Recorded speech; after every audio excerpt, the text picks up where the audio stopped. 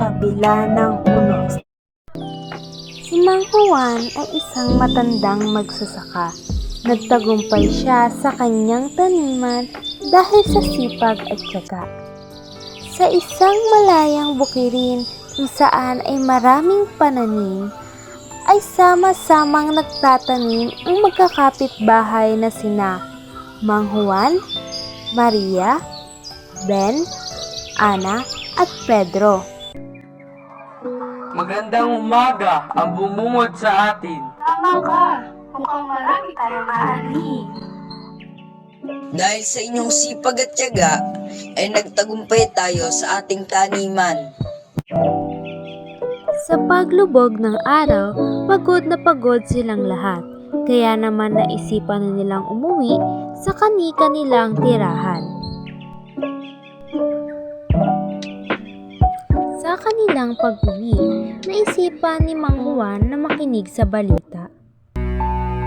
Nangamba siya at nagulat sa sinabi na nagbabalita na may paparating na malakas na bagyo at maaari itong tumama sa kanilang lugar. Naku, kailangan kong sabihan ang aking mga kapitbahay upang makapaganda sa paparating na bagyo. Mang Juan, narinig mo bang balita na may paparating na bagyo? Oo, Pedro, kailangan na nating maghanda. Paano na ang ating mga pananim, Mang Juan? Tara't sabihan natin ang iba para na rin mailigtas ang ating pananim. Bago pa dumating ang malakas na bagyo, ay nagtulungan na silang lahat upang mailigtas ang kanilang ani. Hindi lamang ang kanilang ani, pati na rin ang kanilang bahay at mga sarili.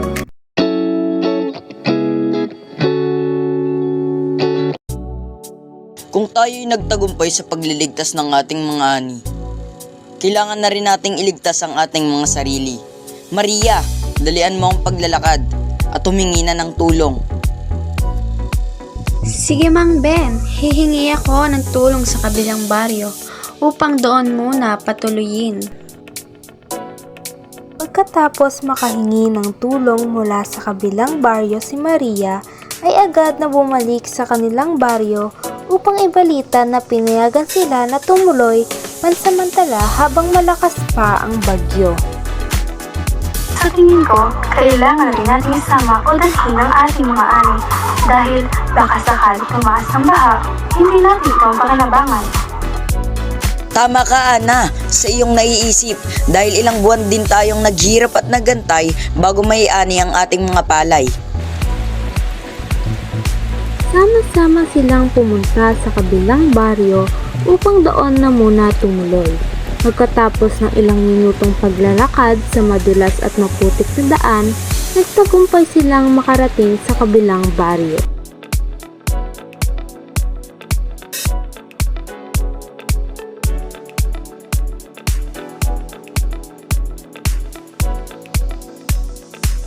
Sa wakas, naligtas na rin natin ang ating mga sarili at pati na rin ang ating mga ani. Naisip ko lamang na ang pagtutulungan natin at pagkakaisa ay nagbunga ng tagumpay at ang pagsasama-sama ay nagbibigay hindi lamang ng ligtas na kinabukasan kundi na rin ng mga bagong pagkakataon at pag-asa. Sa huli, napagtanto nila na sa pagkakaisa at pagtutulungan, mas madali nilang malalampasan ang mga pagsubok.